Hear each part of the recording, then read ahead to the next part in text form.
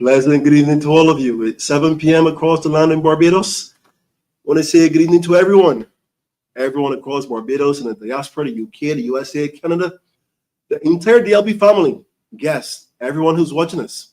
My name is Courie Cox, and welcome to another edition of Dlp Tv, where we are getting to know our candidates. And if you remember, last week we would have interviewed Miss Amoy Gilden-Bourne from Christchurch East, in addition to Mr. Dale. He is going to be representing the city. And this evening, we will be talking with Alvin Toppin. He's coming all the way from the north to speak on what he has going on down there, actually. But right now, I want to introduce you to the recently ratified candidate for St. Michael South. His name, Nathaniel Boyce. Good evening to you. How are you? Good evening, Courie. Good evening to viewers. I'm good, thanks. Yourself? I am pretty well, Nathaniel. Let me say Happy New Year's to you. I don't recall if I ran into you in the last 2 weeks. It's true.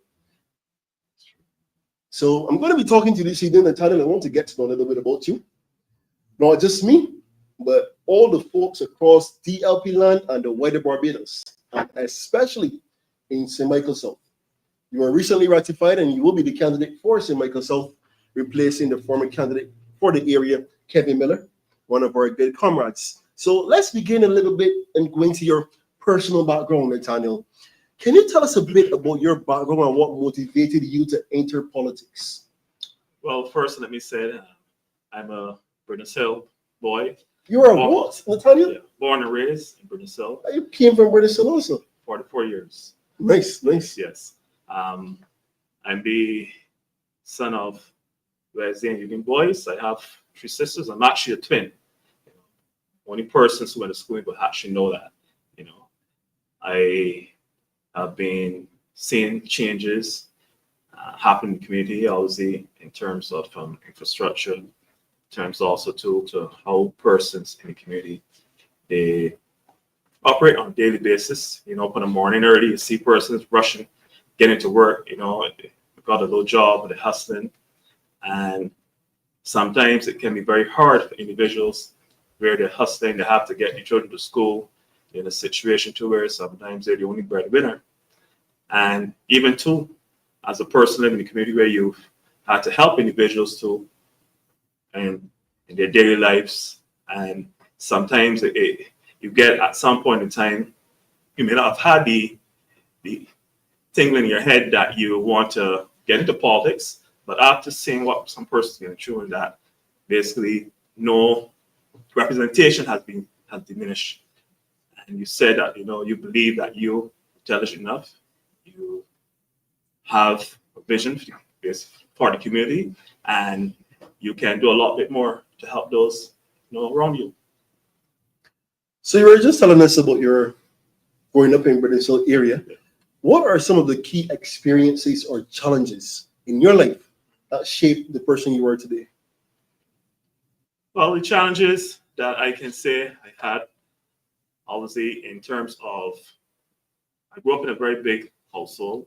My mother, father, mama, sometimes she was not working, she's a housewife, and had a father having 4 children, working hard, sometimes have to break a job, as we say, to support them. And these things, obviously, parents in your school, sacrificing to see you make something good of yourself. You get into, primary school, go on to secondary school, and then they're hoping for you to get into university. Some of my friends didn't have that opportunity. They went as far as maybe high school, probably dropped out in 3rd form or were kicked out, whatever. Some circumstances in their personal life obviously would have pivoted them into the situation that they are. A person made mistakes. So for my one or two little challenges actually weren't, because he couldn't get everything he wanted, coming from a big family and seeing other persons too going through a little suffering because you see where they live, seeing too that some of them had to go and work early. So you sometimes things happen that force you, there's a calling that you know that you can put yourself in a position to help them, and help the community. Well, let me delve a little bit into your professional experience. To begin with, what school did you go to, Nathaniel? Well, first I went to St. Paul's in the community. Most of my friends came to St. Paul's. I went on to the law school where my track career sort of took off. Most people know me as the fast man, you know, or the was fast boys at that time. Well, you see, I know actually your personal experience. And I try not to, because you know you've aged somewhat, and you know persons too, you know, want to know too if you know you're still running. But I went on from the law school. I went on to community college. In my first year, I was actually awarded a track scholarship, where I went to the Baptist University, Plainview, in Texas. Where my first semester I actually did very well. I actually left here running about 10.7, and I went there run it was being assisted 9.69 seconds, but when it was converted, it was about 10.34, 10.37. So I had a conference record. Still pretty good. Yeah, it was all American. So you had improved. When you leave here, you know, you hope to improve, right?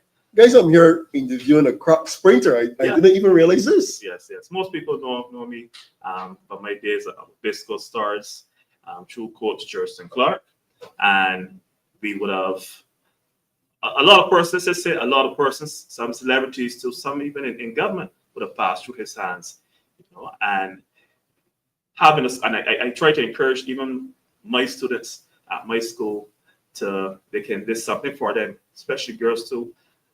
Although you may not have the academics in terms of, you know, getting all A's, 90%, you might have a skill. That skill will be track, whether it be on netball, and there's opportunities for you out there, you know, to get into. You know, just keep going at it, keep trying, and you know it will happen. Yeah. So you spoke about the students at your school. What is your present occupation?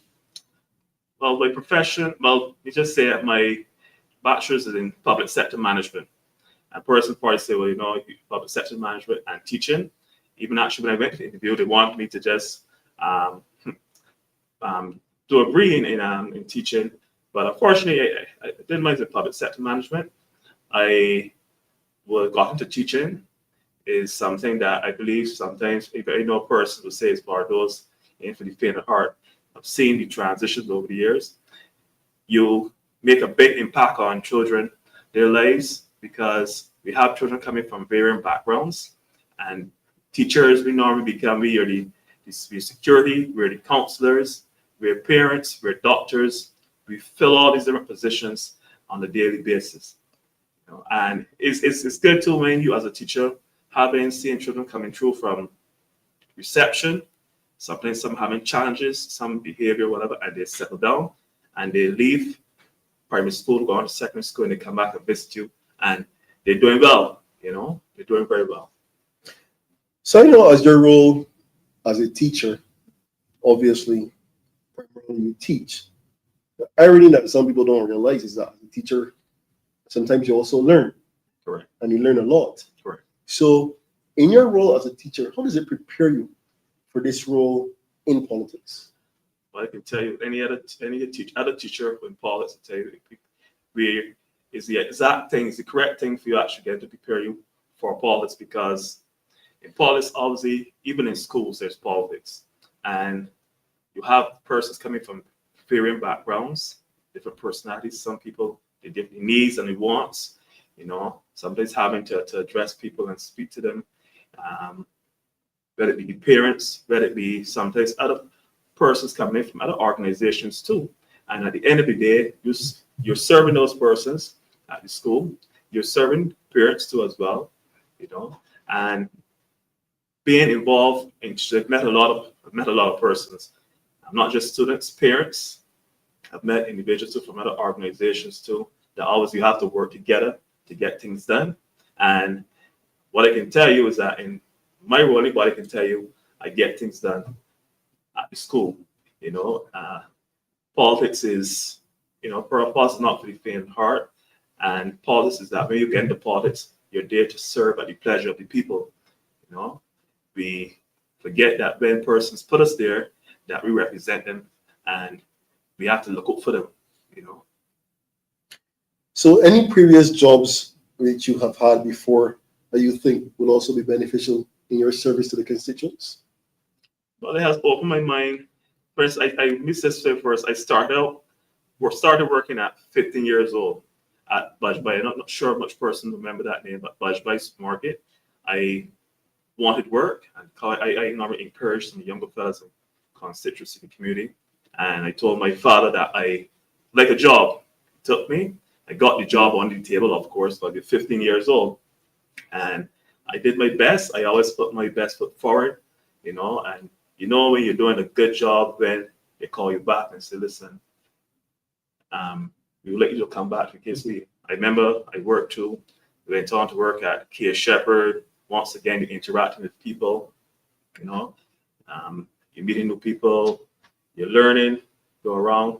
I went on from there. I went on to work at the airport where it was obviously a different situation because now it's more international. You're meeting persons coming off from flights, sometimes in the office too. You sometimes become a team leader, managing a whole office by yourself, So all these certain qualities, help you to play out and you go forward into these roles as politics because you then you're a leader and person looking up to you to get things done. Well, let me ask, why St. Michael South? Some persons may want to know why St. Michael South. Well, I was born and raised in St. Michael South. Although at some point I may want the person to ask me maybe to probably go even St. Michael South Central because it's you're nearby. But I believe when you grow up in a constituency and you've had the experience to come from the bottom and move to the top, and you have to give back, and it should be something that you're willing to give of yourself, put all your energy into it, and represent. Because at the end of the day, a lot of those persons that you're going to meet, or some of them might be actually persons that will come into the community. Some are persons who have been there for a while, and you know them, and you want to offer them something more, especially when you yourself, you've seen that the representation has diminished a lot of persons. You have a situation where a person, yesterday, I was speaking to some individuals, and they don't see the represented one, and these are things that are happening where persons are upset. You see, even in terms of politics now, persons have, and you probably realize too from the last elections, a lot of people don't come out and vote. One of the reasons that person said, both sides, have, so I would say give up on them, but they're not really checking for them. And I think persons like myself, who are giving of themselves, you have to make sure that you stay among the people, you listen to them, and you're always in a position where you say, I'm going to help. Don't say that you can't help because whatever, you're going to try. Nothing beats a try. And I think more going forward.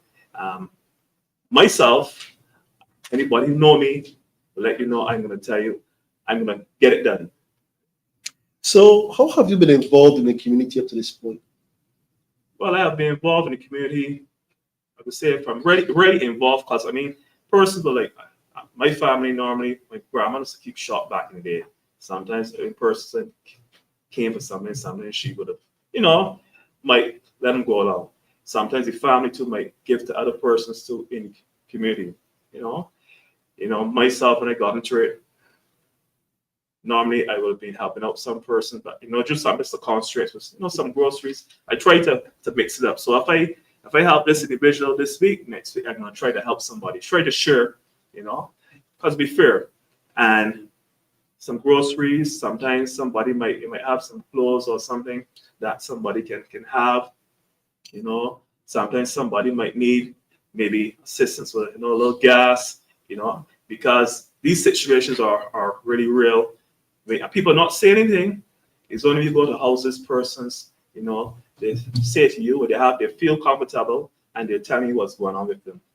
So I started an organization called Youth on Call, where I looked at providing the weed backers and trying to get a few individuals involved in that. Whereby, the saying is that you try to don't be just giving persons, you try to put them in a situation where they can help themselves.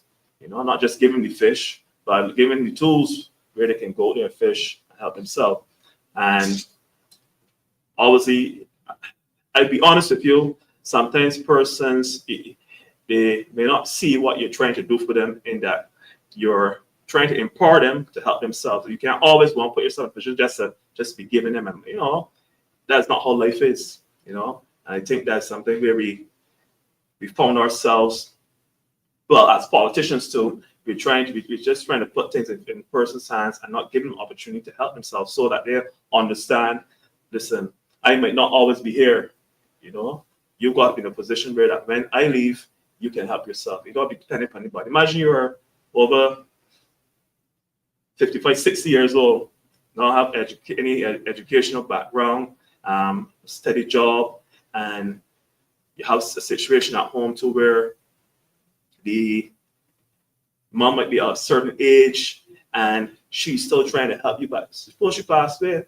and you are at that age, have nothing to help yourself to back up, So I try to speak to those individuals. I will do what I can with my organization, because it's a charity and we do what little we can.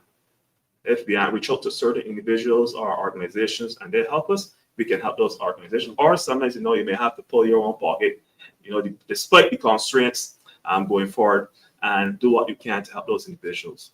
So how has your charity, Youth on Call, how has that been going for you? Well, it's a small charity.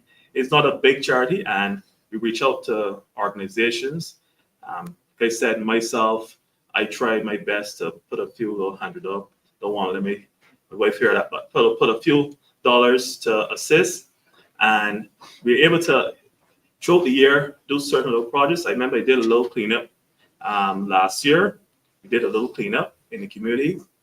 I did help out an individual at their home. We'll go too much into that. For Christmas time, just passed, through another organization called, they also assisted me where we were able to give, some vouchers, and I gave 1-2 little groceries to help out those individuals at that time, because especially one time where any organization basically look to give is at Christmas time, families are expecting, around that time, some comfort. Yeah.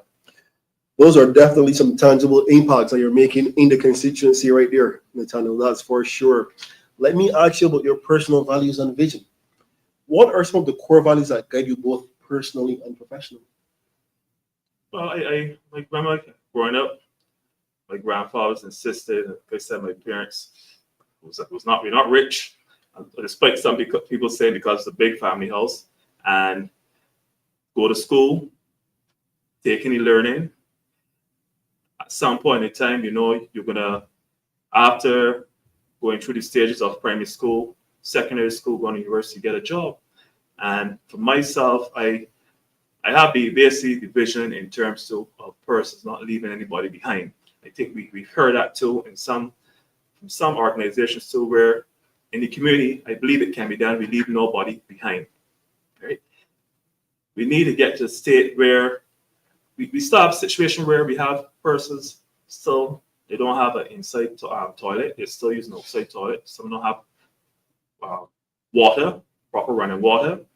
The houses, I don't know what the representative in my constituency where if he needs glasses, but where you have homes fall into homes, the roof is so bad that when the rain falls, some houses, the persons have to crouch into one little room, and some of the people, I know people are proud, and sometimes they don't want to say much of the bite to look them on them. But for me, going forward, representing, obviously, I want to make that thing be passed. So we're looking to help. Obviously, we're not going to be able to do everything one day, but each day, and we have to look at those persons who are vulnerable. We have a situation where I remember in the community, I can say this here, where you got persons who already, let's say a house, a nice bungalow, the case be, and you painted their house, and you got a person here whose house fall into holes, got children, who only one body, breadwinner, and you pass there, you can see what's going on. Even behind their own the house that they, I won't call it, but behind their house, we'll call it, I will call it their constituency office. You have an old lady's house who's falling through repairs. I tried to highlight it. I was trying to get some help for her, and you get all this persons coming and showing off and saying this here. saying they're going to help and what's not. And then when things die down, you go back and ask the individual, did you hear anything? Nobody came to me. And they're at the same position where they were before. So, and I tell you, when I went to this house was terrible. It was, the pictures are on social media, called web, wrapped down, whatever. And I hate to think that you as an individual or MP, for whatever constituency you can see what's happening in that individual house. And I mean, even if it's a situation where I said to lady where you put that individual in a rented apartment somewhere and try to clean it out, and at least PVC board ain't nothing that expensive that you can put some there, change your roofing, and then let that individual go back in. But if you had to go yourself, I mean, it was very terrible. It's terrible. And there's situations like that in my constituency where you would think that, especially with some of the older persons too. And this is an old lady house, and it seems, I mean, it can become very, very frustrating. That's the honest truth. Well, that's a perfect way for me to segue and ask, just what is your vision for St. Michael South? My vision for St. Michael South, obviously, going into basically to government maybe take over. We have a situation whereby obviously we have to discuss what we're looking to do collectively. But I know housing and jobs is two of the main things that I'll be looking at for my constituents. I do have a vision, and I don't want to say too much on air because I know how sometimes people can steal your ideas. But in terms of creating some niches for those persons in the community, train them, so they can acquire certain skills and offer them full-time work, not 1 week on or 1 week off or every 2 weeks or whatever, or only when you see a certain time you bring them on, give them at least 3 months and then release. We have a situation to a housing where we have to look at that too as well. I have some ideas for that too, because you have situations where you have families, persons living at persons, obviously not the best solution for them, but they have no choice, nowhere else to go. Young mothers, and some of them actually sleeping on the ground, but not here, but they're sleeping on the ground because there's nowhere else to go. Because those are things the Democratic Party we'll be looking at going forward to, because those are the two in the community for sure, right, that we need to address. Because even the fellas when they block the civil man in the work for me, So for me, going forward in the constituency, those are two things. I mean, there are other things, but those are two things that really persons that we need to address. So what would you say, I mean, outside of those two issues, what are the real pressing and dominant issues that you've come across in St. Michael South? Well, I mentioned housing, and I mentioned in terms of person not working. We have a situation too in terms of some areas still a lot of grass. I mean, we had the boys work in the 360. The guys they call themselves the 360 crew. I don't see them actually. I've seen some other persons, some other areas, but there's lots of areas where there's lots of overrun of bush and grass. We have situations in the paddock that has been happening for flooding, and you would think that by now the representative basically would have had that sorted. We have in Cummings Road, actually have the videos. The whole week when you say the paddock. For those who don't know St. Michael South, I'm a brother Silman, so I know the paddock. Yeah. For those who don't know, what or where is the paddock? The paddock is by Graydon Seeley School. Right, we turn through there by the Union. All right, go straight up inside. Right, actually, where the school is, you have a lot of flooding going on there when we have some serious downpour. Okay. Right, and throughout the constituency, we've had some other areas. I remember up by Miss Grant's shop to that area, it floods. It floods. So we have, beside the flooding too, then we have a lot of abandoned places. Just sitting there, houses, not being any attention happening to them. Well, for those of you who may have joined us a little late, I am interviewing Nathaniel Boyce. He is the recently ratified candidate for St. Michael South. I'm your host tonight. This is Dlp Tv, and my name is Courie Cox. So continuing, Nathaniel, let's speak a little bit about the youth and the future generations. How do you plan to inspire and engage young people? Well, let me say as a teacher, I am concerned what I'm seeing playing out. And you look in the newspaper or the radio, you hear that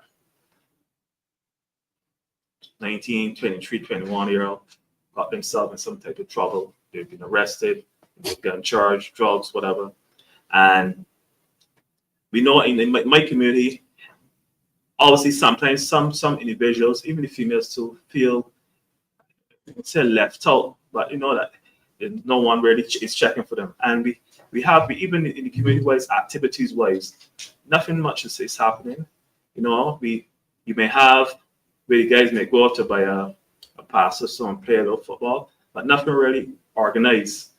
Going forward, obviously, for my one, I remember I was invited to a birthday party. It was actually the team was track and field, and I actually participated. I almost hurt myself too, but it was fun. So the community came out and participated. It was down in Bayland, and the community came out and they had the drinks, you know, the music, you know. We participated in one run. It was enough fighting, nothing like that. And persons came out and enjoyed themselves. And I mean, from young to old. Now, going forward, obviously, we need some more basic activities organized where you can get these young people. We have a situation where we're now moving into a stage with AI technology. A lot of children are technology savvy, and we have community centers where we should shut up. Right. You know, I think we need a few more of those too, and we have to push where we push AI in terms of coding. We have a situation. Obviously, some person need to acquire certain skills. You know, some because they don't have their home. Some person don't have internet. I was about to ask, like, what are the initiatives? Which initiatives do you think is necessary to really provide better opportunities for the next generation? Well, as going forward, I would say, well, I'm looking at two things: sports and obviously skill training. Now, obviously, you have some even on the block. You have one of the fellas who you might not believe it. Says some fellas are electricians. You know, electricians. Some fellas came up with some qualifications, and obviously due to certain circumstances, they would have had a job and they would have let go from the job, whatever. And you know, sometimes too, the street sometimes become your family. You know, but younger fellas coming up from school, obviously coming up with no qualifications, and I think even for children, I believe it should be mandated that you should not leave school in terms of having some type of skill. All right. That's another area when we get into that some other point in time. But we have children who are unfortunately in school, and you can see it. So it happens. We see as a teacher coming out and not being able to read properly. You know, we know COVID happened. It forced a situation where some children didn't come on at all, right? And that was unfortunate. And you can see it too happening when it played out in Level Plus, when they did the stats, what's not. But we have a situation where we have to create an environment for these individuals. But like I said, one of my things going forward in terms of community is to create some niches for some work from these groups. So obviously you have to be trained, right? And you've trained them for a 20, not a 2025, but maybe a 2060 or so, what they're supposed to happen, put them in a position that the jobs to come, they'll be prepared for, right? And obviously sports is something that you can't get away from. Yeah, we have a lot of talent. You know, we need to harness that talent with them. I keep pushing in terms of children actually getting some clubs and some structure. Obviously, sometimes being able to for them to leave from home, like for instance, let's say Usain Bolt, we have clubs there, and somebody living in Bayland or Brunisow whose parents don't have a vehicle or whatever, it's gonna be hard for that. That body might have talent, you know. So sitting down and I guess planning and organize it properly. You know, because everybody is going to has some different talent that they can share, you know. Is there a community center in that constituency? Yeah, there's a community center in Bayland, but I know most of the time it's shut. I pass there and it's shut up. And I think the best thing that happens to it is when I think they have maybe some church. Where is this located? This is located in the Bayland. That's but it's in Bayland, right, okay. And it is closed most of the time. I know sometimes I visit there, sometimes it's open, but nothing is happening. You know, nothing is happening for. And that a community center, especially when you have so much young people just for the evening running up and down, there's nothing to do. So obviously you're gonna find individuals find themselves getting into, you know, align themselves with other things that they shouldn't be at this time. Well, I'm speaking to Nathaniel Boyce. My name is Courie Cox, and this is Dlp Tv. As we continue to get to know our candidates, We will be posting a number on the screen where you can actually send us your text, and I can actually ask Nathaniel any questions which you may have for him. And don't go anywhere, because later on this evening, we will also be interviewing the candidate for St. Lucie, Mr. Alvin Toppin. But in the meantime, getting back to you, Mr. Boyce, balancing tradition and innovation. How do you plan to respect the traditions of your constituency while also fostering innovation and progress? It can be blended. It can be blended. I remember in one of the areas I remember persons told me that they used to have like a small little carnival where persons will come out. You know, you have persons that won't be selling stuff. We had the music, a lot of camaraderie persons, in the community, enjoy themselves. And we have the technology nowadays where we can also, show what's happening in this community, something positive. We have a situation where we can also have these cultures in terms of a lot of things we have lost in terms, even like maybe go back to school life. Having an area, planting some stuff where local stuff, like I was telling the children I taught the other day, we were looking at fruit trees where the Bajan cherry, soursop, guava, golden apple, those are fruits that children, some of them don't know what they are, Things that we grew up with. eating a lot of, but you don't see them anymore. Correct.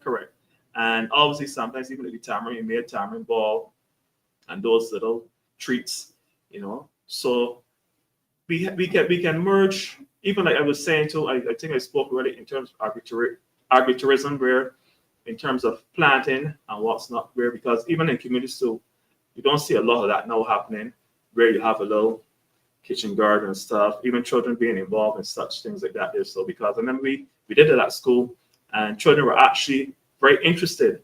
I have a garden at school where children actually come. I have some things planned on site. Encourage them that what they do, their job normally is to go and vet or probably pull the weeds, simple things like that. Get familiar with things from before. So going forward, merging, having the culture, certain things happening, and obviously too using the technology as well, not to showcase what's happening in the community, but also we have persons who are tech savvy that are going to bring their little twist to it, because young people too have a lot to offer, right? Well, remember, you can always WhatsApp any text messages that you have to 725-253-1124. And I will ask Mr. Nathaniel Boyce. He is the recently ratified candidate for St. Michael South. Let's get a little bit more of your personal interest, Nathaniel, outside of politics. What are some of your personal interests and hobbies? Well, personally, say that when you become a politician, your time belongs to the people. And personally, track is my thing. I used to be able to, on Saturdays, I would do a little coaching with some of my students, Saturday and Sunday. But, as time changed. So you're still training athletes? No, I do a little something at school during school time. At school, okay. At school time, because NAPSAP is coming up. Yes. And we have a track meet coming up too, where we're looking to do certain things too as well. But NAPSAP is coming up, and you want your APSTAR. We're looking to win NAPSAP, right? So I look for time. I'm a teacher at Dlp Tv for those who you may not know. And the tradition, obviously, we like to win in both the boys and the girls, but most of the time the boys are in the top 6 or so. So we're hoping that we can keep that there. But myself, I normally have given my time to train, because at some point in time in my life, persons gave up their time to assist me when it came to track. So you always give back. Now, I like to also be into some cycling. Cycle on the weekend with a group. It was good exercise. You cycle, this was in the past or this is current? That is the past. I may do a little something, but time-wise and the legs now, it's something completely different. So which group you cycle with? Easy Riders, a group named Easy Riders. Okay. I'm not sure if that group still exists, but we used to cycle up on a Sunday, and I remember these old guys. These guys were fit. It was Horse Hill, and I was going Horse Hill, and I was about to give up. A guy came up right behind me and rode. This old guy, probably in his 60s, and rode and pushed me right up his back hand, and then went back down.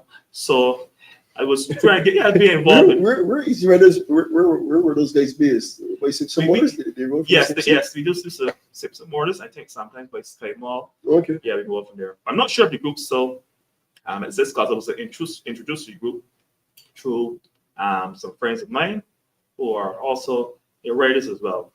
One of those guys still exists, Nathaniel. Those guys write a lot, actually. You sound like I can tell you that. You're one of those. So feel free to put back on your gear. Meet us on Sunday, any Sunday morning, actually. Coming from St. Michael South, man, you're not into horse racing. You can't come from that area and don't go to the I grew up when my uncle used to come, my grandfather. Back in the day, we would go to horse racing. Can't remember anybody betting, but just go to watch it. Some occasions I would go. I was actually last year. I remember a young lady. She invited me down there because we had even night racing, which is a big thing down in Britain. So when you say everybody coming down Bay Land, and you're gonna watch night racing.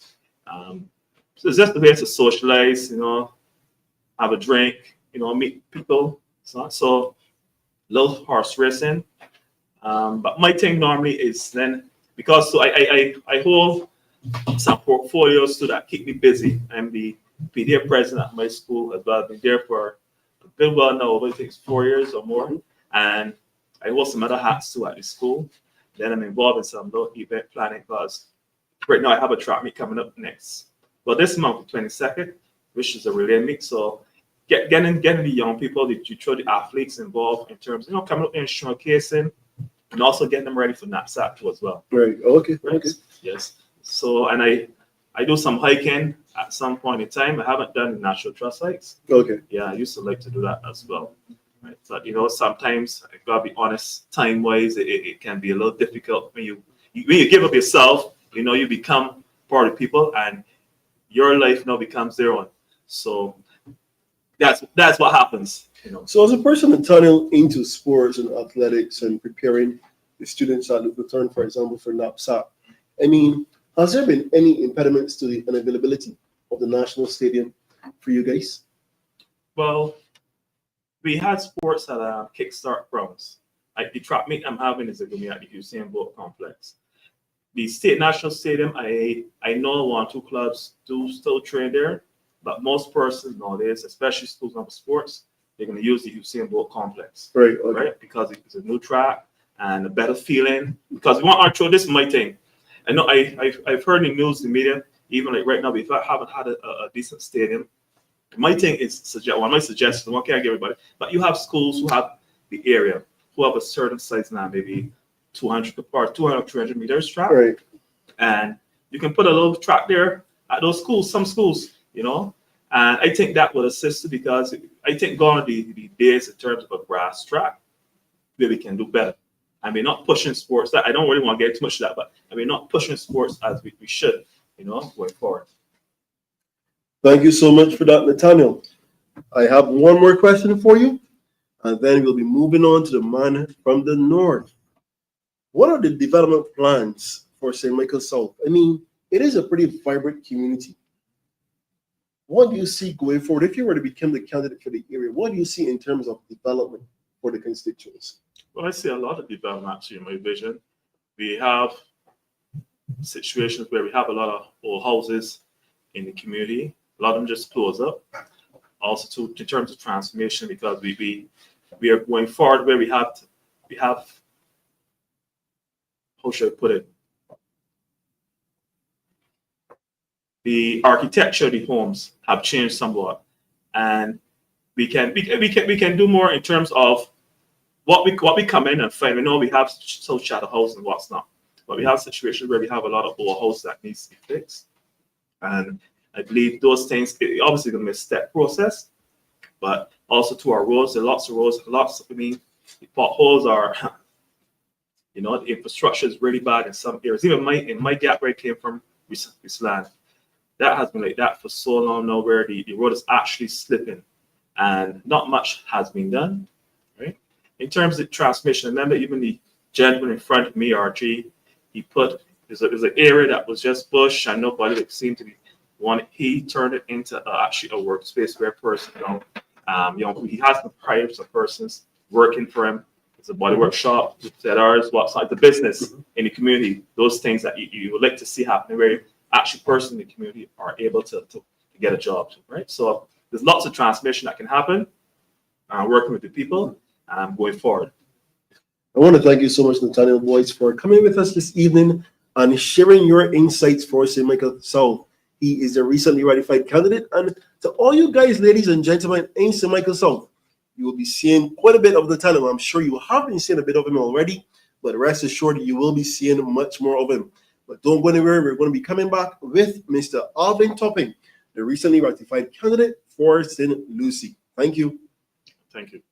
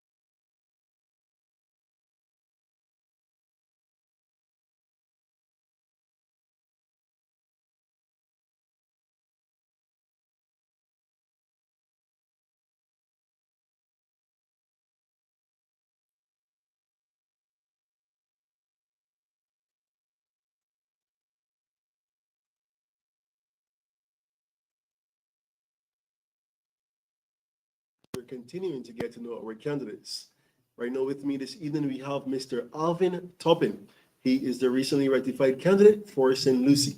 Once again, I'm your host this evening, and my name is Courie Cox. So once again, welcome, Mr. Alvin Toppin. I have known you for so long.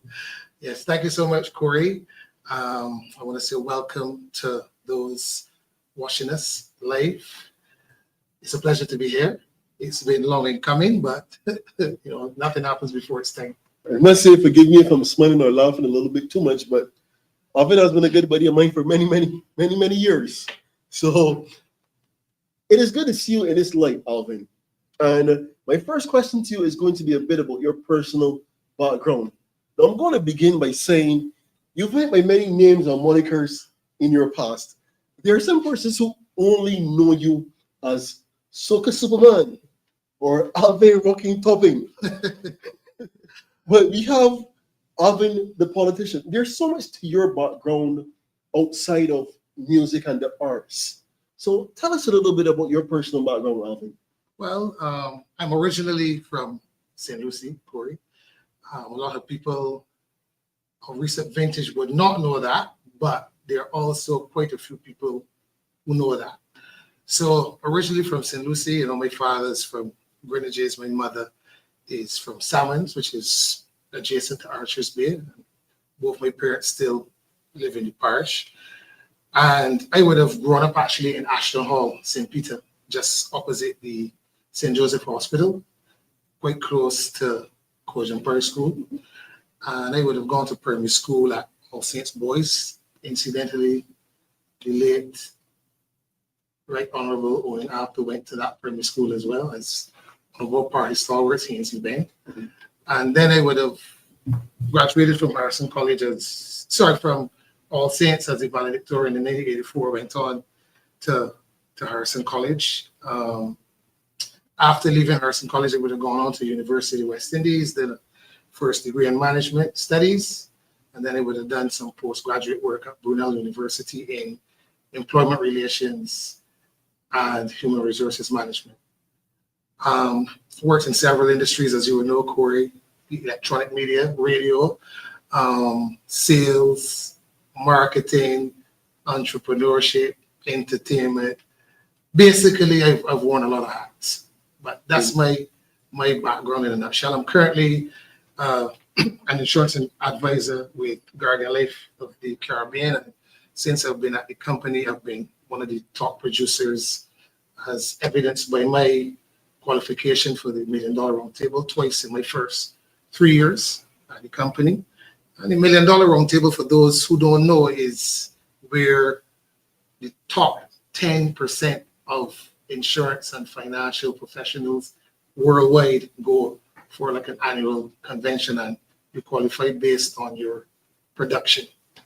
So if it's $1 Million Roundtable, that means you generated somewhere in the region of $1 million, something like that. I don't know. Well, there are certain levels of qualification. It doesn't necessarily mean that you did $1 million, but in my first year, I did $1 million in Trinidad currency, not Barbados currency.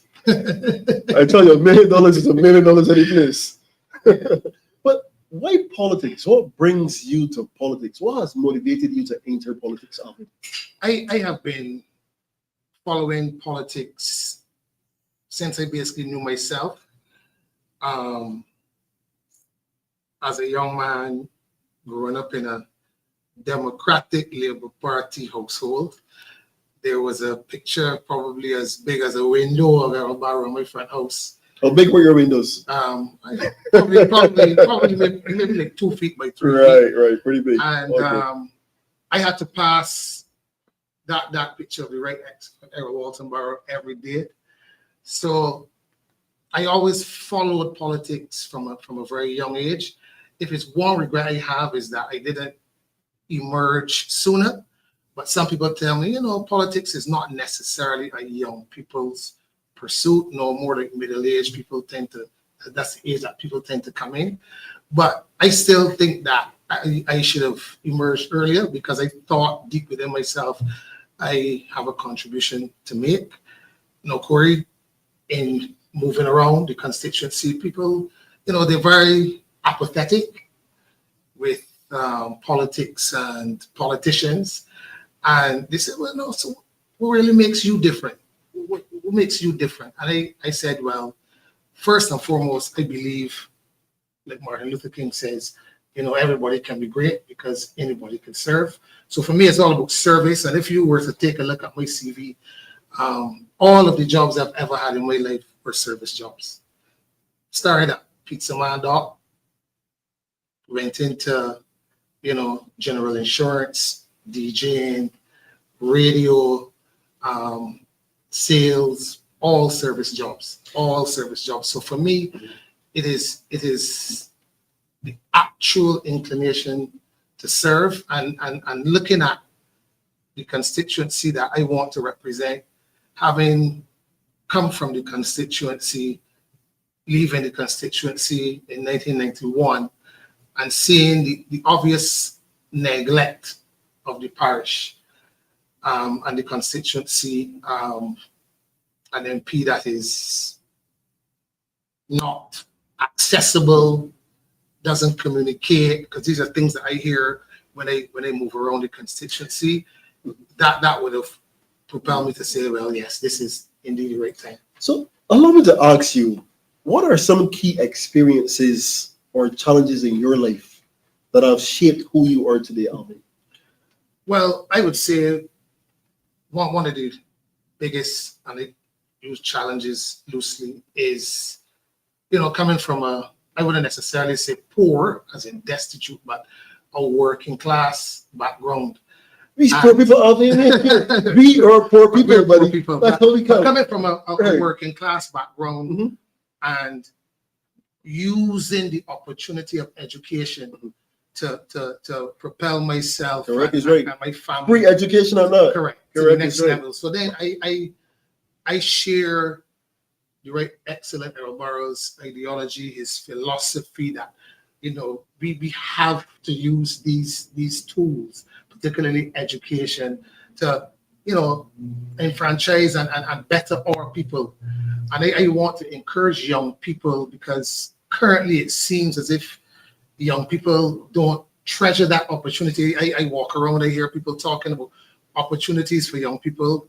Yes, but free education is the biggest opportunity any young person can have to improve and better themselves. So, coming from humble beginnings and using education to propel myself into the national psyche is definitely something that would have made an indelible mark on me. It has definitely been our meal ticket out to the villages, and I mean, for sure, for sure. So I've always said, and I continue to say, that free education is what allowed me to have an opportunity to go places, and for sure, Alvin, that's the same for you. Now, let's delve a little bit into your professional experience some more. As we noted earlier, you are a man of many, many talents, a wide array of skills, which I think when dealing with people is important, because no two persons are really alike. No two persons may necessarily have the same issue, but it allows you to speak to different areas. But let me not be answering your questions for you. How have you been involved in your community up to this point? Courie, you said you've known me for a long time. I've always been a people's person, like to be around people, quite sociable. And I didn't wait until the bell was rung, meaning I didn't wait until the party was looking for candidates. I had a conversation with a good friend of mine, and he said to me, you have to make sure that when that time comes, you have taken the decision away from the decision makers, and they have no choice but to say, this is the guy. So from as early as February, March, April last year, I was actually doing some things in the community, quite under the radar at one point. Through my charity, well, not my personal charity, I'm a director of the charity, Trading Charity. Got to say big ups to Quincy Jones, one of our own. And I'm the director for sports in that charity. So we would have sponsored a sports day in the parish at North Stars. That would have been March 15th last year, where it was a sports day for all the primary schools to prepare them for knapsack, right? And I would have personally invested into that project as well by sponsoring the championship trophy, etc. And I also said to the organizers that it cannot be a one-off thing where we just bring these kids here, let them have a meet, give them some medals, but we want to be able from this to identify, nurture, and develop talented athletes from this, so that we can get them to Carifta level, we can get them to Olympic level, we can get them scholarships in the US, etc. So that's one project that I would have done. I would have also done a project called the St. Lucie Aqua Aid Initiative in response to the water situation, where we would have asked benefactors and corporate Barbados to donate water, where we would distribute in the areas with the most need, etc. I would have also helped with a kite making project where, David Boyce, got to say big ups to him from in the constituency. He goes into primary schools every year and teaches kids how to make kites. You had any ideas making kites, Alvin? Can you make a kite? Of course I can. You can make a kite. Okay. Right. Coming from St. Lucie, you had another cane. Listen, trash ball I was never gonna ask you that. The coconut straw, with people would already rib the coconut straw kite. Right. Even using the coconut limb to make kite bones, the board kites. You name plastic it. bag. Plastic bag. Right. I even had So a paper plate. you can put in the loops? Yes, I can. Okay, that's where I back up. I get confused with the loops, right? So we worked with David on that project in terms of sponsoring materials, frames, paper, glue, cord, and then we have a little kite flying thing for Easter. So I've been in the constituency quite, like I said, below the radar, and the response has been phenomenal thus far.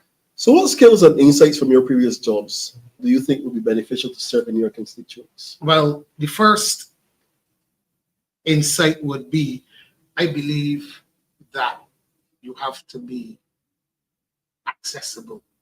You have to provide effective representation. Even if you're not physically accessible to people, you know, you can have people in the major areas of your constituency where they have a direct link to you, but you need to be accessible. You need to be constantly communicating with your constituents. And that is one of the big complaints from constituents, you know, the inaccessibility of the MP, the lack of communication. For example, not Sunday that just went, the Sunday before, I was actually on my way into the constituency. I was going to Mount Gay, and I saw this thing flash up on my phone. It was sent to me, the back page of the Sunday Sun from 2 Sundays ago, and it was about the road in Jimmets.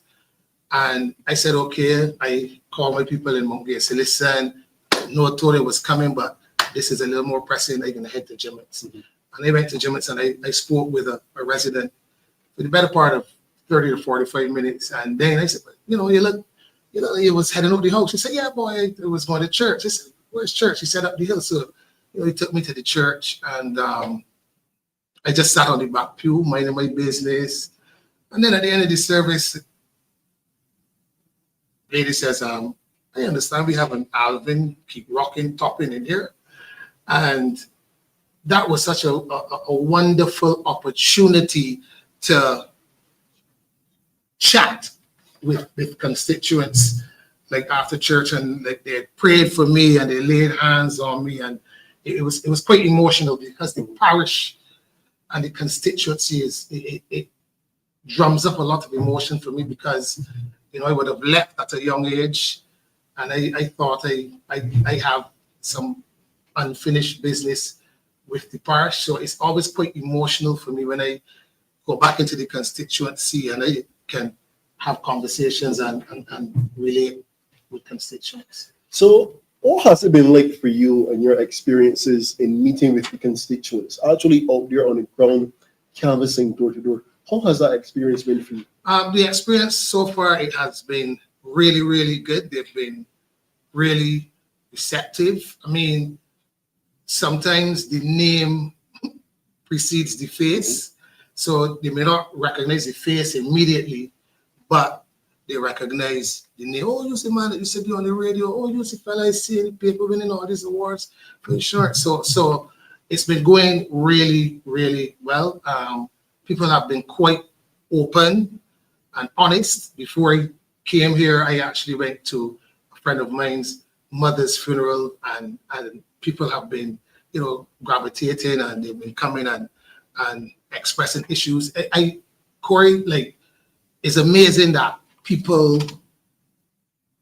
actually send me issues that they want dealt with. Like the other day, a lady sent me a video of the golden water in St. Lucie, and because she believes that I am capable of agitating on her behalf.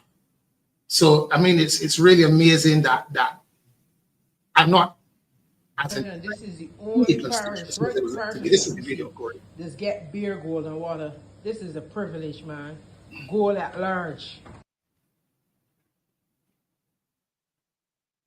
Right. So, like as I was saying, I'm not as entrenched. Imagine cooking with this water, washing, and drinking. She's all beer, gold, sharing all around, gold in the belly, gold in the machine, gold in the clothes. Jesus, man. Thank you, Father. Right. So, But no, this is a very serious situation. And you've been championing this cause pretty much from the time you hit the ground. And now I'm not up in St. Lucie. Of course, I follow your work in St. Lucie, so I'm exposed to the things that you bring to light. But I can only imagine what frustrations they go through having to deal with this, because if I had to deal with it, I can imagine having to wash clothes with this. I probably wouldn't even want to cook with this. Share with us, share with the folks watching us. What has it been like? Well, Courie, to be honest, right? The people are frustrated.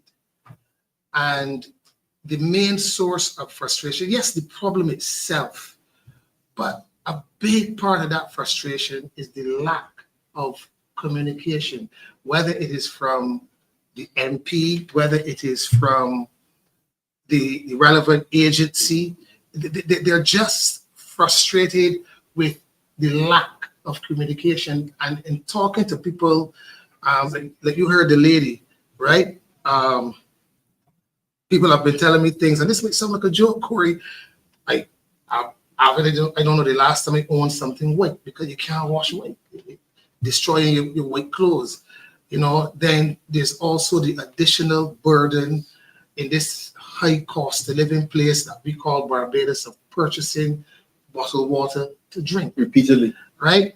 And And you would have found a water drive Yeah. to help. yeah, for sure. with that And situation, right? people have actually, the residents, not Alvin Toppin, not the Democratic Labour Party, the residents of St. Lucie since September last year, and this is documented in the press, have been calling for some kind of refund, rebate, a hold on bills.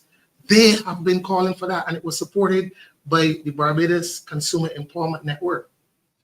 And I actually support that call as well, because on Wednesday, last Wednesday, there was an ideas forum at the Darrell Jordan School where residents came and they talked about the issues in the parish as well as proffered solutions. And one solution was that they get a discoloration discount. And I support that call. I fully believe that should be done. I think there should be some kind of rebate on those water bills. Frankly speaking, I think the water bills should be non-existent to this point, to be honest, because you're really not using the water. The water is really for domestic purposes, and there's little to anything that you can do with that water. Well, Courie, water is also a basic human right. It is also a basic human right. Potable water is a basic human right. So, I mean, the people have a right to be aggrieved. And also, there's a contractual arrangement between the agency and the consumers. So if you're not getting what you're paying for, I believe, you know, we have good lawyers around here. I believe that that's something that we may want to explore. I would have actually started a petition as well in October. It has over 1,000 online signatures, and what we've been doing is we've been asking people to sign it physically when we go around canvassing, because this water issue needs immediate attention. And I believe that there are some short-term solutions, medium-term solutions. And we know the real issue will take time to fix, but we need to look at some short and medium-term solutions in the interim. Well, in case you're joining us late, ladies and gentlemen, I'm speaking with Alvin Toppin. He's the DLP's recently ratified candidate for St. Lucie. I'm your host. My name is Courie Cox. Here on YouTube, you can see someone, Alvin, they're saying the water is bad, the roads are bad, but yet they're talking about all is well, and all they're doing is be gathering. Is that good enough? Just to gather? It is definitely not good enough. And Courie, I like to speak about my experiences on Errol Barrow Day, because like I said, my mother lives in Salmons, which is adjacent to Archers Bay. We used to run boat in Archers Bay. We nearly drowned in a pond in Archers Bay. We had to climb down the cliff to go to the beach at Archers Bay. So, you know, some people saw me down there, you're very far. I said, no, this is home. But the point I want to make is that I saw a lady, you know, I was walking to Archers Bay, and I saw a lady, and she was just there sitting just before the entrance to Archers Bay. And my mind just told me that I need to speak to this lady. And when I started to speak to her, she was a doctor, and she started to talk about the water issue and testing, and she was quite concerned about if the water was safe. And we had a long conversation, and she said to me, I said, so you're not going into the park, meaning Archers Bay? And she said to me, Mr. Toppin, with all due respect, I I cannot support that event because I personally feel, this is the lady, that money spent on bringing 20 plus RTs and setting up the infrastructure that they would have had to put in place for this event could have been better spent on trying to resolve some of the more pressing issues in the parish. I can fully understand you there. Let me ask you a little bit about your core values, Alvin. What are the core values that guide you both personally and professionally? Well, Courie, the biggest core value for me is integrity.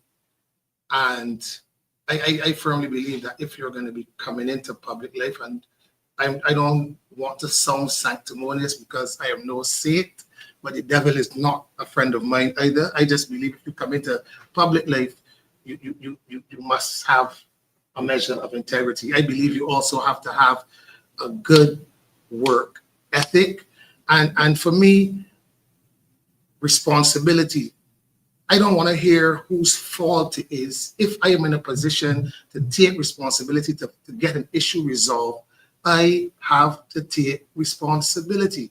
Too often I'm on social media and you see these issues and people are talking about, oh, but what about 10 years ago, about 5 years ago? But you are now in a position to take responsibility to resolve the issue. So responsibility is a really big core value for me. Being reliable and dependable, meaning doing what you say you're going to do. And yes, sometimes, Courie, we are not perfect, we fall short, but you need to be doing what you say you're going to do at least 9 times, 8, 9 times out of 10.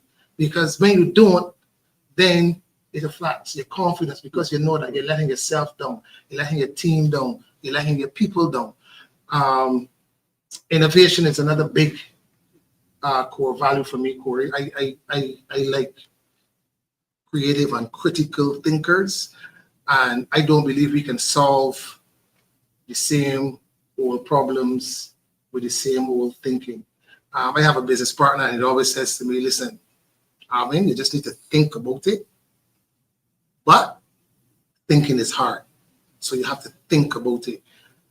So those are basically my core values that guide me in my personal and professional life. And another big one for me is being client focused in my business. And I just transfer that into politics to mean that the constituents, their what's the word I want here? Their needs are bigger than my own. So it is about them. It is not about me. Well, just remember, if you guys have any questions for me, you can text your questions to us here, and we will be sure to ask Alvin. Let me continue by asking you, what is your vision for the constituency, and how do you intend to achieve it? Well, I actually wrote out a vision when I first introduced myself to the branch February last year. And the genesis and the basis or the chassis of that vision is to provide effective representation through consistent interactions. I want to be engaging the residents and the constituents. And then I want to create and implement programs and policies that redound to the benefit of the residents of St. Lucie. Essentially, that is my vision, and I believe that it can be accomplished. I mean, I am not necessarily in a position right now to have access to resources to big ticket items, but like I would have said, you know, we start with the small stuff. Again, going back to what I would have done in the community, I would have, through the Trident charity, we would have done some Trident awards where we would have awarded the most improved students at some of the primary schools in the parish. So these are things that I think that we can do, because for me, the development of our young people is critical. And I'm not just talking about giving them a little fete or a little event here. I'm talking about long-term plans that we can develop our young people and take them to the next level. Well, that's an excellent segue, Alvin, because I was about to ask you, how do you plan to inspire and engage young people while you are in politics? For me, that's easy. the first thing we have to do is lead by example.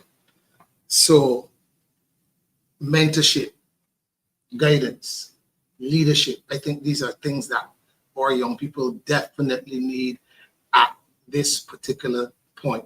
Now, I don't know if you watch Netflix, Corey, but I've been watching a series called Yellowstone, 4th series, and I'm on episode 1 actually. right, and there's this youngster that you know, a bit wayward. His father died, so they took him in, and the guy that's responsible for him he's a hard taskmaster, but he keeps talking to this youngster and telling him about life and life experiences and life stories, and then this young boy actually witnesses his mentor in action. And then he says to the owner, because it's based on a ranch, right? He says to the owner of the ranch, I just decided what I want to be when I grow up. And he said, what's that? He said, I want to be him. So I think that leading by example is actually a good place to start. And I actually think as well, Corey, that we need to use, I mean, Nathaniel kind of alluded to it, we need to use sports, arts, dance, drama, whatever it is, as national developmental tools so that we can take our young people from primary school into adulthood. And I firmly believe, and I'm going to call for this, I think that we need to put civics back on the curriculum in school so that we can teach our young people how to become good citizens. I think that that's something that's missing as well. I fully second you there, Alvin. I think there's definitely a need for that. There's a need for religious education to be in all schools. I am really not interested in what religion you are. There has to be some form of religious education because all of our young people need to have some kind of base for morals, to have a good, positive conscience.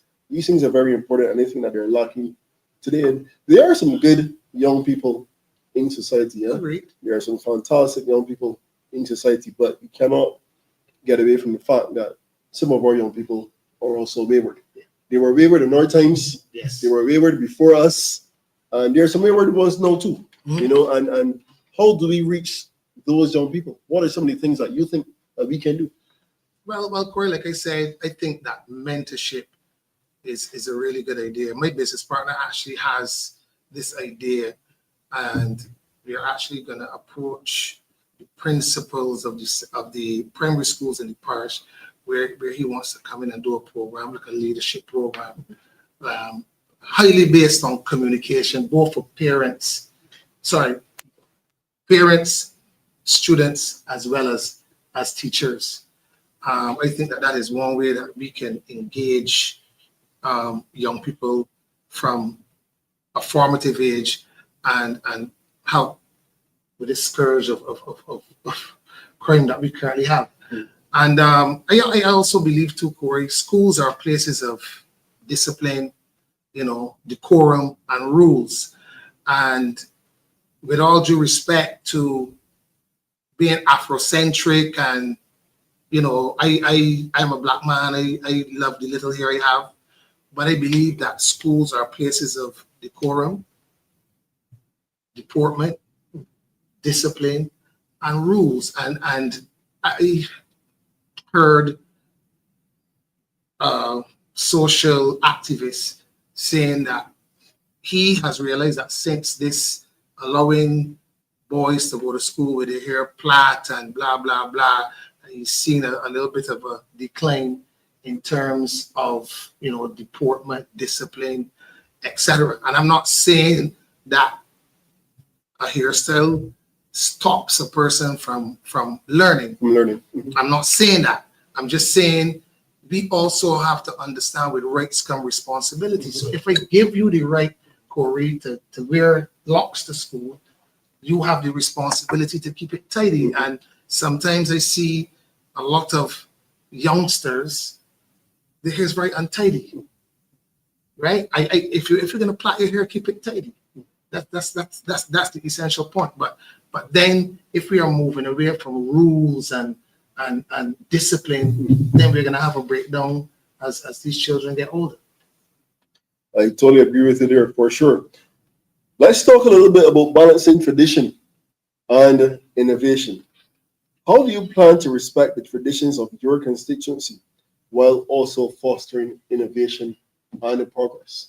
Well, Courie, to me, that is kind of, I don't want to say easy, but in order to understand tradition, you have to go to the people who know tradition. So I'm thinking of, you go to community leaders who understand the traditions in the constituency, and then you want to collaborate with them and integrate those traditions into modern initiatives, right? And these things could be broad-based in terms of, community engagement. You can have cultural workshops. For example, you can have a cultural workshop where you look at a traditional way of doing something, and then you create a hybrid, kind of like what Nathaniel alluded to earlier with modern innovations. Nathaniel mentioned houses, dilapidated houses or buildings. So you can get local artisans and you can refurbish or recreate something modern with a traditional spin. You can blend the two in those types of scenarios, educational programs where you teach traditional skills, but then you also want to foster innovation and creativity.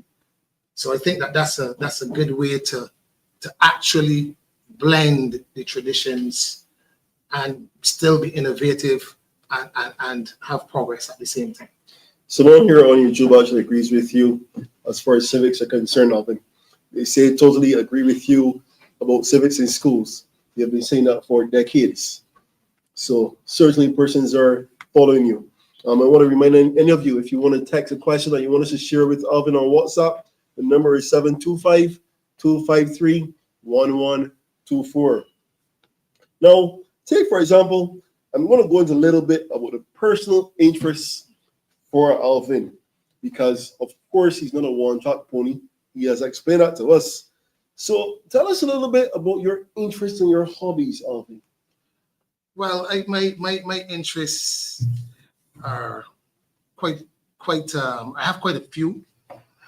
The biggest one, as you would know, would have to be music.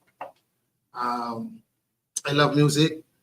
People call me a DJ. I consider myself a musicologist, where I love to research music. So like when I'm building my DJ crates, and it takes me a long time, because I remember like when COVID hit and entertainment was dead, that was the perfect time to go through your crates. And like I'm kind of like a stickler for certain things. So I want to know what album the song was on, what year the song was from, what genre it is.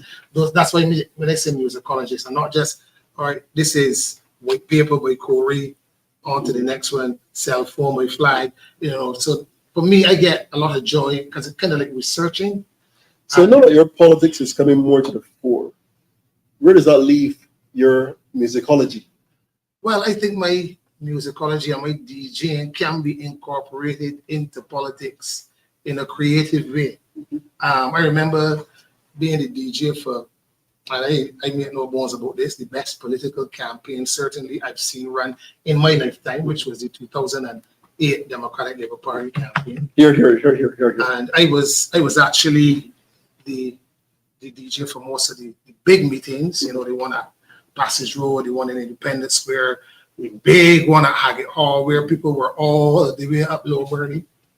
And did you do the one at the ACF also? No. Okay. But I was tasked with, finding the right songs to play at these meetings to evoke the right emotion in tandem with what speakers would be saying and that type of thing. And actually, David sometimes, something too belatedly, but generally he would say, you could send me some songs for the meetings, that type of thing. So I think David will come around gradually. Yeah, he's a little bit from the old school, but that's one way that skill can help. I also, Courie, I like to travel.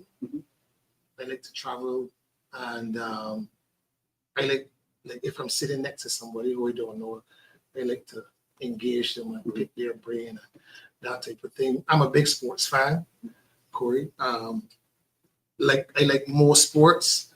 Everybody knows that I'm the biggest Chelsea fan in Barbados, although I've kind of not been in the social media spaces with that the last few years, because sometimes it doesn't really make sense because people get too emotional. And I like to be able to flesh out things. I like facts. Right. I like facts. My postgraduate training speaks to having facts, and it's okay to be emotional and those types of things, but I like facts. I take my sports very serious. Right. So I like sports. And as you know, Courie, I like a good line. It gives you the opportunity to take the edge off. Gives you the opportunity to engage with people on a different level. You know, it makes you humble. It keeps you grounded. You know, because I mean, people, when you're lineman, people just tell you all kind of things, and you gotta deal with it. You know, so those are just some of the interests and hobbies. I like to read. Recently, I would say maybe the last year and a half, I've been practicing stoicism, because I used to be a person who would kind of like go from 0 to 100, and I talking about like emotionally. So it's taught me how to Be mellow. stay in control of my emotions, because when you're in control of your emotions, you can become a very dangerous person. So like I look at the teachings of Seneca and Marcus Aurelius and those guys. So every morning that's like a ritual for me. When I'm getting ready for work, I play something about stoicism and taking some learning. So how do you maintain a work-life balance and ensure you stay grounded and you do the politics? How do you keep all these things going? Even this was a question I was asked last week, right? I think it is all about how you manage your time, and one of the big things in my profession that I learned when I went to the $1 Million Roundtable is what they call the whole person concept. So they're saying things like, yes, you're going to have work goals. You want to see this amount of people in a week. You want this amount of sales in a week. You want this amount of API in a week. You want this amount of API in a year, whatever. But they said if you have personal goals, you have to approach them with that same type of zeal and tenacity. So I don't know if you might be familiar with this, but it may sound strange, but like work hard, play hard. You know how you do it. So then after hard work, I might just like go home and watch some TV, or I don't know, take a nice vacation, those types of things. My spare time is now spent largely on YouTube. I find that I tend to get a lot of knowledge. Corey, I want to revisit this water issue as well, right? Because I would have found that it kind of like lost a little gas. And Well, let me ask you one question. As Sure. as we talk about this water issue, outside of that, because I don't want to leave anyone outside. Sometimes the water issue is a very big issue. It's a very important issue, but we must still ensure that we do not neglect any other issues which may prevail or which may be existing currently in St. Lucie. So going back there, but in addition, what are some of the other issues which you think are really prevalent in St. Lucie? Well, outside of the water issue, the next biggest issue would be roads. And I would have highlighted some of the roads in the constituency, the road from Content to Crab Hill, and this particular road here, Sherman's, just after you turn So from this is 6 Sherman, St. Lucie. Take a Beautiful look. beach. But you know what's not so beautiful? Is damaged road that has been in this state since July the 1st when Hurricane Beryl passed Barbados. And at the time of recording this video, it's November the 3rd. And up to now, nothing has happened here. This is good 4 months since the hurricane. Now the road is now narrow because of the parts that has fallen into the beach, as you can see. And this is a corner here where you're approaching from the south. You can't see who's coming from the north. And I've had the unfortunate situation of almost having a collision here. So eventually the trees here on the beach side will fall into the ocean along with the rest of the road. And this road is a major thoroughfare into St. Lucie, used by residents as well as public service vehicles, including transport board buses. And you have to kind of squeeze over to the side to let the traffic pass. So since the barrels have been down, I've never observed anyone coming to make any inspection of what's happening here and how it will be rectified. I haven't heard anything in the news, nothing at all. And over here is a walkway, which is also falling into the beach. This was also damaged by Hurricane Beryl. And this road is used a lot by children going to the Half Moon Fort Primary School. So now it also becomes a hazard to pedestrians. And this is not good enough, because I believe that enough time has elapsed that some type of repair should have been done. Help us.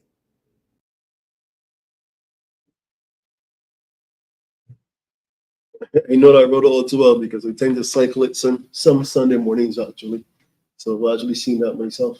But yes, please continue. So, water, roads, inefficient public transportation service. I saw my cousin on Facebook. She actually posted that she was today's year old when she found out that there's a queue bus, meaning a bus to take people to queue. And my response to her was that I would like a St. Lucie Church bus as well. And, you know, public transportation seems to be an issue. That was a major issue that was discussed at the Ideas Forum. And constituent actually talked about putting a bus depot in the parish, which I thought was a pretty good idea. Inefficient garbage collection, and people, they're paying a garbage tax. People are complaining to me, Mr. Toppin, why are we paying a sewage tax and we are not connected to the sewer system, right? So this bus issue which you've been having, is this unique to some areas in St. Lucie, or would you say it's a widespread issue affecting the majority of the constituents in the constituency? I think it's widespread. I think the reliability of the service is a challenge. I'm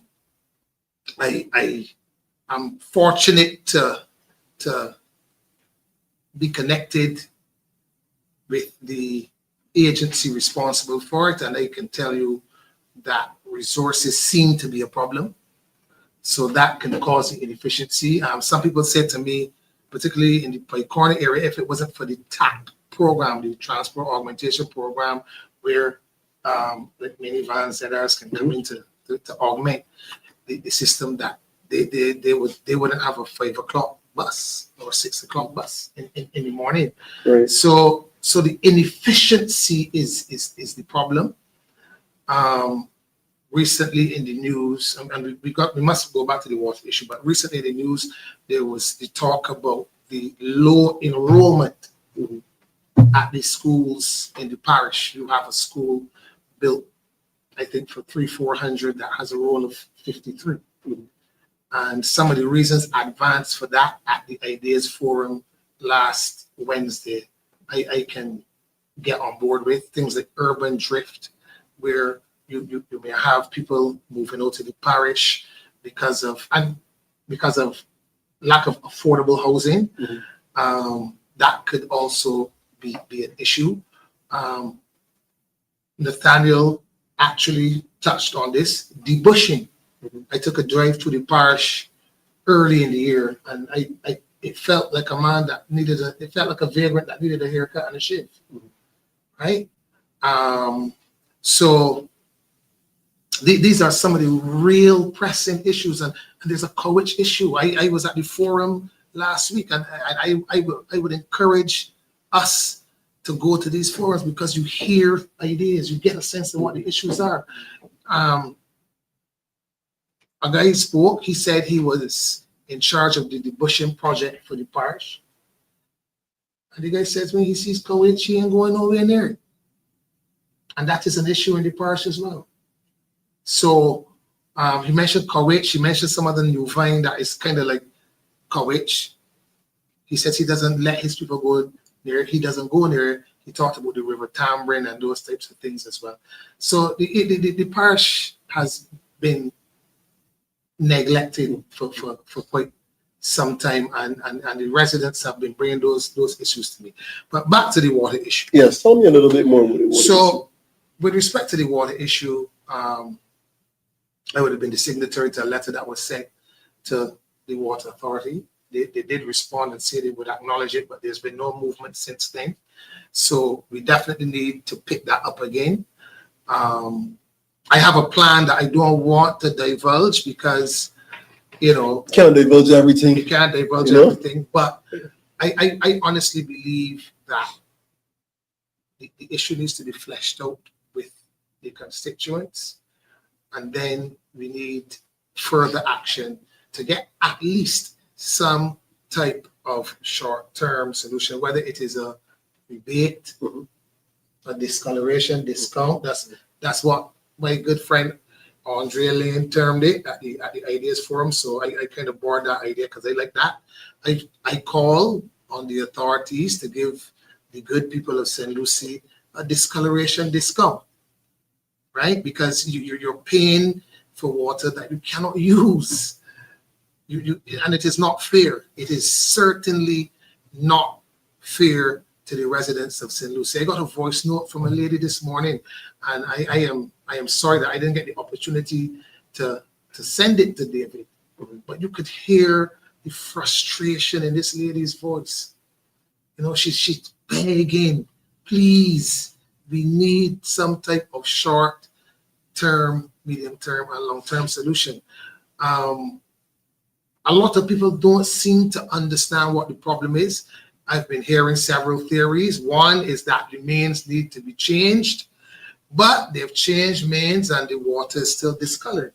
So that tells me that the other theory that I'm hearing, which is the source of the water, the aquifer is damaged, it has silt, it has salt water in it, because people are talking about the smell of the water, the color of the water. So that seems like a plausible. It's not just the color, it's reason. also the scent. The color, the scent. The lady said when she showered, her skin itches, right? That So, may be one of the reasons to why persons have migrated away from St. Lucie. well, could be. I recently spoke to a resident. He said, well, you know, I've been moving to St. Lucie for love. And I mean, St. Lucie is the only female parish, so moving down there for love is understandable. But he is originally from St. Philip, and he says he has to take his laundry back to St. Philip. And, you know, he said, Alvin boy love, but I ain't so sure with this love thing when the water's so terrible. So please do not force this gentleman to abandon his quest for love in the most beautiful parish in the world, St. Lucie, to move back to St. Philip. Just, you know, let's try to bring some type of short or medium-term solutions, because we know to fix the problem, it's going to be a long-term fix. But people are also saying that the authorities and the agency and the MP, they're not communicating with them, and that is a big problem as well. Well, as we wind this down, Alvin, let me ask another question. What strategies do you propose for economic and social development in St. Lucie? Well, I'm glad that you asked that question, Courie, because I want to flip that a little bit. We just had a regathering in St. Lucie, and I'm seeing people talking about how it was a success, but a success with respect to what criteria? Because I attended the majority of the events, and I saw no broad-based socio-cultural or socio-economic benefits for the residents of the parish. I believe, like Nathaniel said earlier, entrepreneurship is one way that we can bring economic benefits to the parish. But I believe that the parish needs, and this was suggested at the Ideas Forum, so I'm not stealing anybody's ideas, but it's also an idea that I would have thought about. I think the parish needs some type of, and Comrade Kelman would have talked about the development of the parish. I think it needs some type of commercial center. There's really, the post office is now closed, so there's no longer a post office in St. Lucie. Okay. There's not a fire station in St. Lucie. There's no medical facility in St. Lucie. There's no major supermarket in St. Lucie. I heard a lady at the Ideas Forum said she has to stop at Warren's or Carlton or one of these places on her way in. So I believe that something like that could definitely help in terms of bringing economic benefits to the parish. I heard it talk about 6,500 houses, but I didn't hear when the project is going to start, what's the cost. I didn't hear when it's going to be completed. But then again, in 2018, I heard 10,000 houses. But I've seen about on average 70 houses per year. We actually have someone here, Alvin, who's agreeing with you. You're saying that these issues are widespread across the north. He said he can go into Cheapside by stand at any time during the day, and he would observe that places like St. Thomas and St. Andrew roads get buses 3 times before those guys in St. Lucie. Also, the bus drivers, they don't like to take pensioners. He said the government are not paying the guys in the top program on time, so they prefer not to take the pensioners. So for sure, we can see, Alvin, that your issues in St. Lucie are not restricted to any specific area.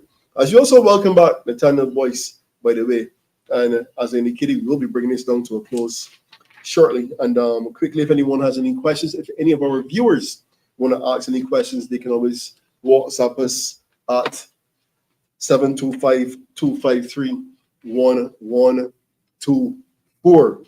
And I'll come back to you, Alvin. Just stick it right there. We're not going anywhere as yet, buddy. I want to bring Nathaniel back into this conversation quickly and ask you, any social and economic benefits do you see for your constituency in St. Michael South?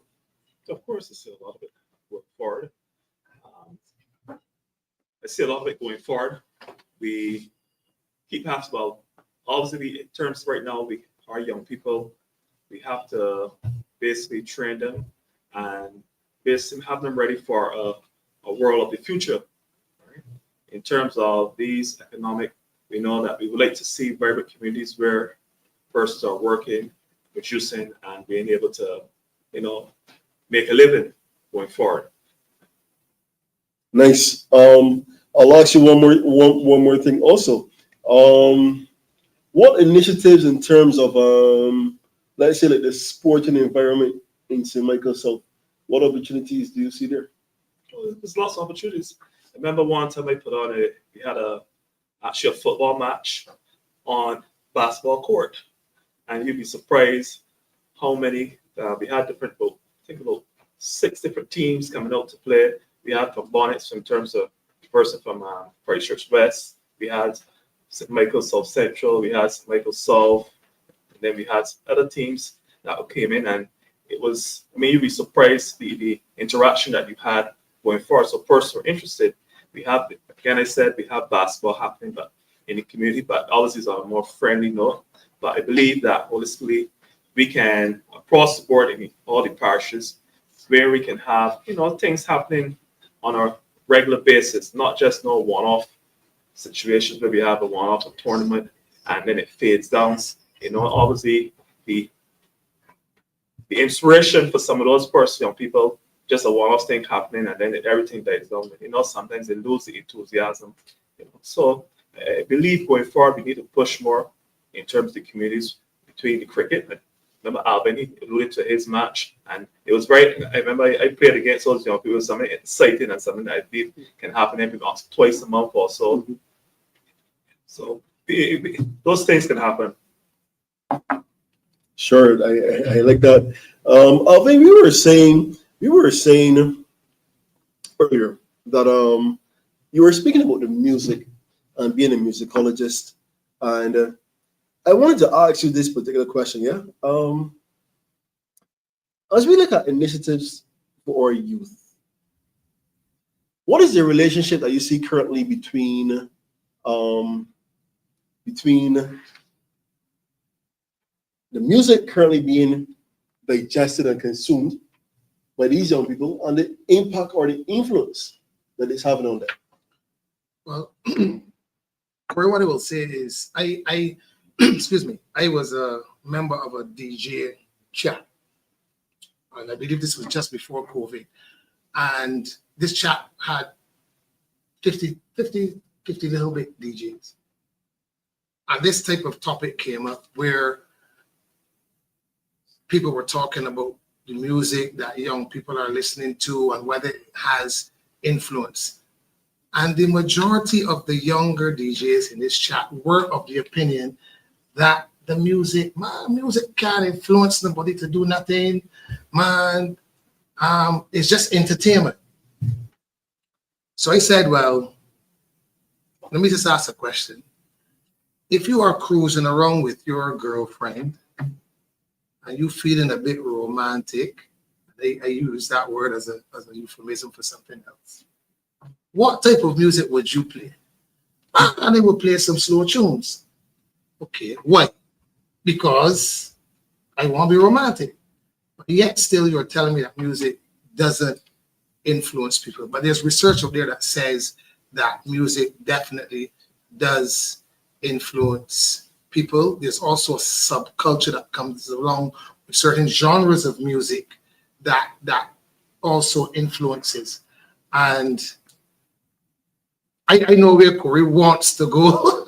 Man, I feel so passionate about these things. I saw the way. But it's a conversation definitely for another time. For another time. I know where you want to go, and I know, Courie, if we open that door, we gotta kick down the whole house. I can tell you. We gotta kick down the whole house because I remember some local artists were paraded on the front page like criminals for doing the same thing that an artist that is coming to Barbados does. And I'm not disparaging that artist. I believe he has uplifting songs and but for me, what's good for the goose has to be good for the gander.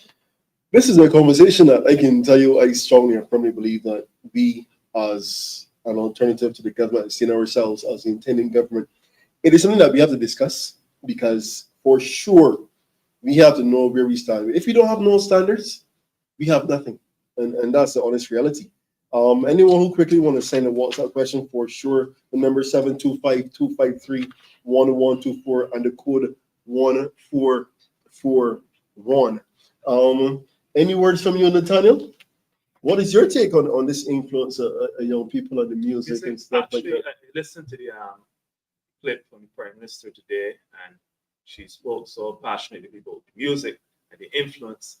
And obviously, we like Alvin said, we don't want to put any stint on anybody, but we are familiar with that artist's music, that basically he contributes to the young people's lives, and he's a person that obviously has been very impactful in terms of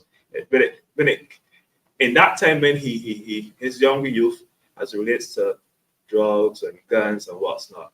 And we have a society now where we know we've had an increase in crime in terms of also to murders happening in the country. And at this time, I don't think it might be a good time to have such an event so our artists come in. But what am I to say?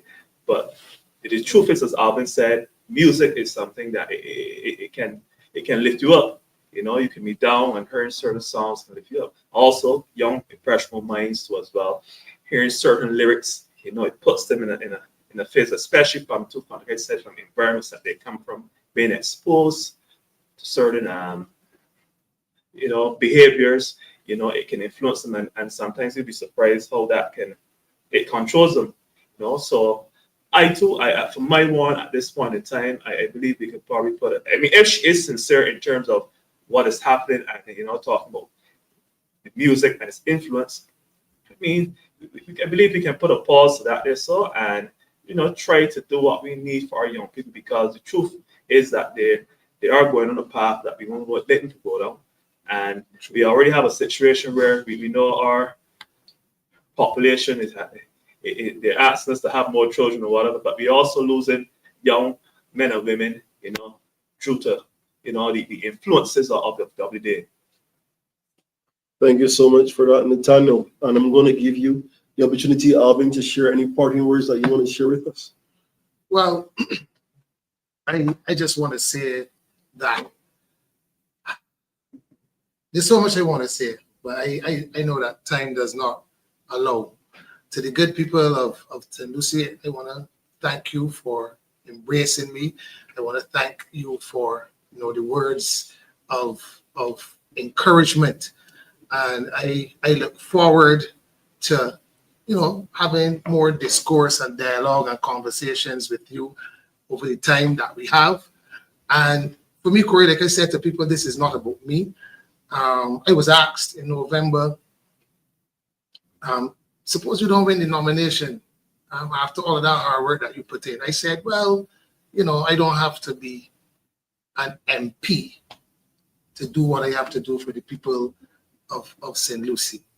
I might be able to do more as MP. I will be able to do more as the next MP. And I look forward to effectively representing the people of St. Lucie. Thank you for that, Alvin. I totally agree with you and subscribe to that philosophy. If you're going to be upset because of all the work you put in, then that means you're in the wrong place. Do it because you love it. Do it for the people. Candidate Nathaniel Boyce, St. Michael South, your last words for your constituents. I look forward to serving you in the future. I know there's a lot of work ahead, and at the end of the day, I took up this role to serve at the pleasure of the people. And I know that at this moment, we've seen things. I know persons are they're doubting, and they move at the moment in terms of politics and what's not. And I hope that myself, I can bring that change to you and that representation to you in the future as well. Thank you so much, Candidate Nathaniel Boyce from St. Michael South. Just to remind all of our viewers at home, maybe at work still, who knows? The St. Philip North branch will be hosting its monthly branch meeting on Sunday, February the 9th, 2025 at 4 p.m. All are invited. And you can stay tuned for the location. We will let you know that as soon as possible. I'm sure we have it, but I don't have it here. But it's a St. Philip North branch. They will be hosting their monthly branch meeting on Sunday, February the 9th. I want to thank all of you so much. My name is Courie Cox, and this is Dlp TV.